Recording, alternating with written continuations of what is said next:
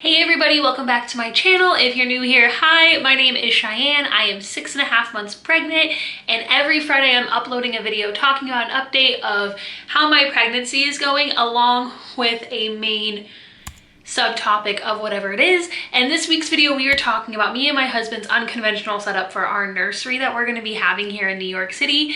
So if that sounds like something you'd be interested in, just keep on watching. Our first update is I have finally been able to sleep more, which is so nice because if you've been following along, I have been having the hardest time sleeping. I don't know if it's because we moved or because I've been stressed or what's been going on, but I'm naturally a light sleeper and I wake up a lot. But the last month has been really hard for me. I really have not been getting like any sleep because I'd sleep for 7-8 hours, but I would wake up every hour and a half. I'd wake up very lightly multiple times. It was just really bad, really bad. And the last week I have been sleeping. I still wake up a couple times, but I'm usually able to quickly fall back to sleep, which is just really nice because before I would be up, like I'd wake up and I'd be up for like half an hour, 45 minutes before I could fall back to sleep. So Mama's really happy right now about that. And the next thing is that I am starting to have really bad lower back pain. I know that this is a thing that all pregnant women deal with pretty much as far as I know. But for me, I feel like it's a little bit different because I have a really low cervix. And so where my baby is positioned, he's actually positioned kind of like as far back as a baby can be. So he is just straight up chilling on my spine. And he might be comfortable, but it's not really comfortable for me. So that's less than fun, but it's okay. And in that same category, I've gotten to the point where it's really hard for me to bend over and tie my own shoes. If I'm sitting down, I can do it. But yesterday I tried to tie my shoes while standing up and I almost vomited because it put so much pressure on my tummy. And it's just weird because I don't feel like my tummy is that big, or like, I don't know. It doesn't feel right for me to have a hard time tying my shoes, but I had to have my husband tie my shoes. So that's just kind of where we're at, you know. That's what happens when you're 6.5 months pregnant, I guess. This is what my belly is looking like right now. She honestly looks great. She's so much bigger, and I'm kind of starting to actually feel like I look like I'm pregnant. And I don't know, I'm vibing with it. Like, look at her. She's glowing. She's beaming. She's everything. Now I want to hop into the actual meat of the video talking about our unconventional nursery setup. And the reason I call it unconventional is because of two reasons. One, I have a desk in my nursery. My desk is where I'm going to be doing my homework. It's going to be where I hang out. It's a me space. And two, there will not be a crib in this nursery, probably for as long as we are in this apartment. And I want to talk a little bit about why I have a desk in here, why we don't have a crib in here, why things are a little scrambled, and just kind of talk about it. So for us, we live on the Upper West Side of Manhattan and we have a 3-bedroom apartment. We have tons of space, honestly, like a lot more than I was expecting when we moved out here, but we still have to use our space well. And one thing that I really needed was an own space for me. I'm actually finishing my associates right now. I'm going to be taking 15 credits worth of classes in the next month and a half, and I'm a little scared. But because of that, I needed a desk. I needed an area for me, and just I need somewhere to do my makeup and just to have me time. My husband hangs out in the living room and plays video games, does like online stuff with his friends, and so the living room's kind of his space. And Anthony, his brother that we take care of, hangs out in his room. He has a nice like computer set up, hangs out with his friends. I have no place for me, and I was really tired of hanging out on our bed and on the futon, so I decided that I needed an area. So we said back room. It's my room, baby. It makes me happy. So I have a desk back here. And that is honestly simple. Like, it can't get any simpler than that. I need somewhere to do work. I need a desk. I need a me space. In a past video, I did talk about trying to spend more time on me and taking care of me. And this is part of it. I need an area for me to be by myself. And I do plan on very much raising our baby in this nursery. Like, I want to get a cute rug and I want to do a lot of his growing up in this room because I really like this room. It's very pretty. It has big windows.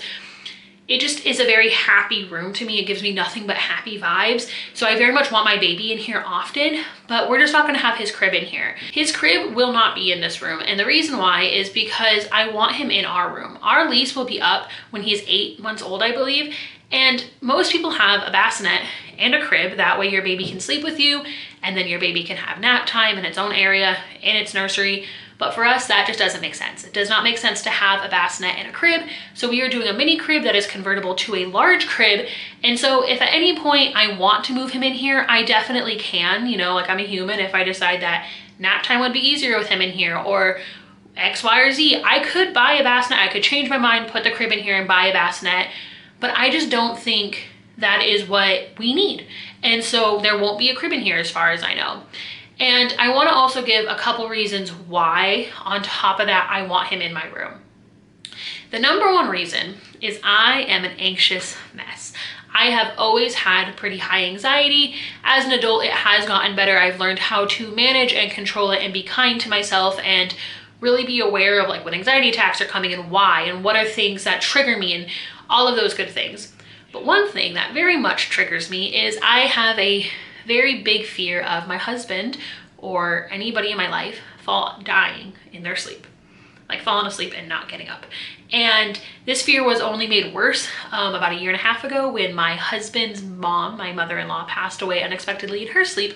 And so now whenever I wake up, I make sure my husband is alive, and it is very much like a fear that I have. And it's not something that like controls my every thought, but it does make sleeping very much harder. Like it makes it harder for me to sleep. And so one, I want my baby in my room so I can monitor him. I am going to be investing on an outlet sock, which, just a little side tangent, it is a lid hole monitor that you put on their foot and it monitors their heart. And so if anything happens, it alerts you. And that is something I'm doing for me because I know of my tendencies and I think it's something that will help me. It is a big investment. I think it's like $250 or like $300. And that is a lot of money. And I totally understand why a lot of people don't get it, but I do want to buy it, do a review and talk about it because I think that it is something for people like me who are anxious, who have a hard time sleeping already. I genuinely think it will give me a lot of peace of mind. So look out for that because I will be doing that probably within the next year or so when my baby, I've used it for a few months and I have a full grown opinion on it. But that is the main reason why. I want my baby sleeping in my room, and there's no point for us to have two when we have such a small apartment. That's all our unconventional nursery is. It just doesn't have a crib and instead it has a desk. But what I want to send out in this video, I guess, is the idea that you can be the best mom or dad, that you need to be using what you have. You do not need to look or be like everybody else because that might just not make sense. Because we could easily turn this into a beautiful little baby nursery. We could get a rocking chair, have a gorgeous full crib, like really, really make it a beautiful, beautiful like, traditional nursery. But it just doesn't make sense to us. It doesn't work with our family. It doesn't work with what we need. What we need is my baby to be next to me so I feel safe, so I feel comfortable for him, and I need a place to work. And I wanted to share this just because I feel like not being conventional or not having the traditional setup is sometimes like frowned upon, but whatever makes you a happy, confident mom is all that matters. Like I'm not a mom yet. I mean, I guess technically I am. He's like there, but he's not like here. But the one thing I have learned so far is that you're gonna mess up. I'm gonna mess up like all the time. But as long as you're doing what's best for you and your family, at the end of the day, like that is what matters. And so, I don't know, I just wanted to make this as a fun little video, just talking about our setup, talking about what's important to us and making sure that I do love my baby. I love him so very much already and I'm very excited for him to come.